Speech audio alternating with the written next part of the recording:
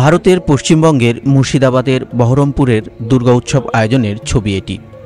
প্রতি বছরই এই মণ্ডপে দুর্গা উৎসবের আয়োজন হয়ে থাকে, কিন্তু এবার এই মণ্ডপটি বিশেষ কারণে আলোচনার কেন্দ্রবিন্দুতে পরিণত হয়েছে।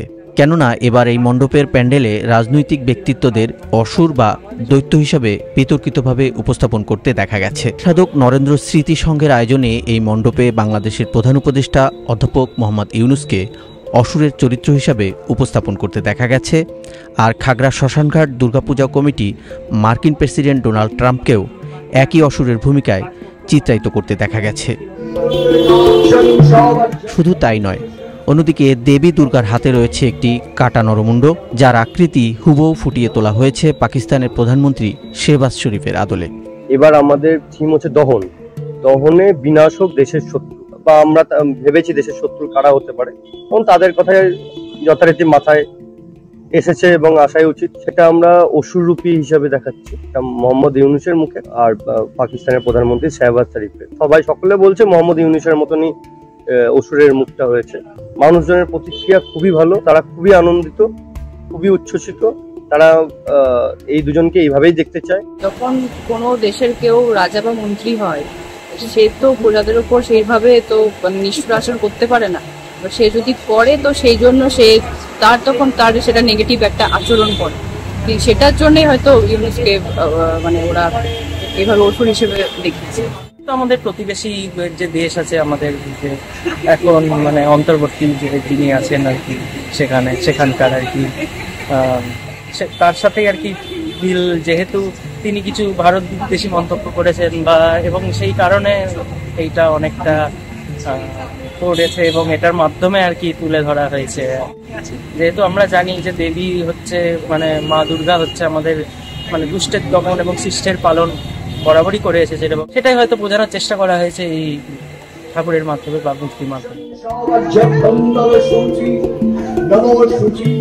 এবার কেন ভিন দেশের নেতাদের মুখাকৃতির এমন থিম উপস্থাপন করা হয়েছে, সেই প্রশ্ন সামনে আসছে, যদিও এর একটি ব্যাখ্যা দিয়েছে আয়োজক কমিটি।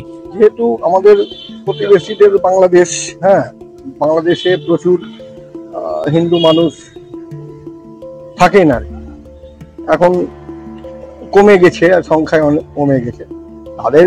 তাদের যতটুকু নিরাপত্তার প্রয়োজন তিনি সেই নিরাপত্তাটুকু দেন না। উনি যে কার্যকলাপগুলো করছেন, ওনার নিজ বুদ্ধি সম্পন্ন মানুষ, একটা বুদ্ধি সম্পন্ন মানুষ, এই কার্যকলাপ ওনার কাছ থেকে কেউ আশা করে না। তো সেই অবস্থা থেকে উনি ওই খারাপ কার্যকলাপগুলোকে প্রশ্রয় দিচ্ছেন, আর তার বিরুদ্ধে আমরা প্রতিবাদ জানানোর জন্য এই থিমটা আমরা নিয়েছি। আমাদের মোদী যে আমাদের বন্ধু ভাবতো ডোনাল্ড ট্রাম্পকে, সেটা যে বন্ধু বিশ্বাসঘাতকতা করেছে মোদীর ওপরে, আমাদের ভারতবর্ষের ওপরে, সেটার জন্য আমরা একটা অসুরের সমতুল্য ওকে দিয়েছি। তাই ওকে একটা অসুর রূপে আমরা বিয়ে করেছি। আর লোক সেরকম আশেপাশের লোক চারিদিক থেকে আসছে, ভালোই আমরা সাড়া পেয়েছি। এই যে অবিচার আমাদের ভারতের বিরুদ্ধে আমেরিকা নিরন্তর লাস্ট 3-4 মাস ধরে করার চেষ্টা করছে, নৈতিকভাবে হোক অনৈতিকভাবে হোক, যেভাবেই হোক, এইটাই আমাদের উদ্দেশ্য যে এই অবিচারের বিরুদ্ধে আমাদের এটা একটা মৌন প্রতিবাদ। দেবী দুর্গা যেমন করে সবসময় অসতের বিরুদ্ধে জয় লাভ করে, এটাই আমাদের চেষ্টা থেকেছে।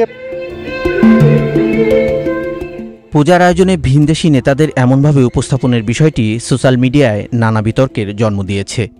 একই সাথে এর যৌক্তিকতা নিয়েও নানা প্রশ্ন দেখা দিয়েছে, যদিও ভিন্নভাবে উপস্থাপনের কারণে এই মণ্ডপগুলোতে বাড়তি উপস্থিতি লক্ষ্য করা গেছে।